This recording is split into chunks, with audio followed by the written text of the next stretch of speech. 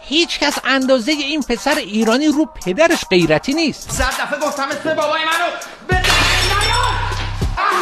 مهندس مکانیکی که مسیر زندگیش به کل عوض شد و تبدیل شد به یکی از 4 مرد خوشچهره دنیا کنار بزرگایی مثل جانی دپ و براد پیت و بدون هیچ کلاس بازیگری تبدیل شد به سوپر استار سینمای ایران. محمد رضا گلزار که متاسفانه به حرف باباش گوش داد و در کنار بازیگری خوانندگیش هم ادامه داد و حالا شلوغ‌ترین کنسرت‌های ایران رو برگزار میکنه که البته تقریبا 100% جمعیت خانومان همیشه.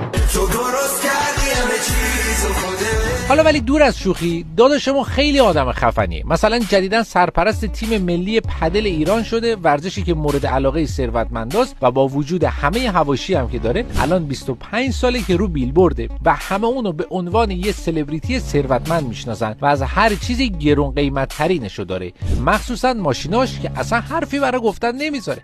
البته که پوز نیست، سبک زندگیشه. نوش جونش. اگه باهاش حال میکنی لایکو بزن و بفرست برای اون رفیق عقده‌ایت. من عقده‌ایم کثافت.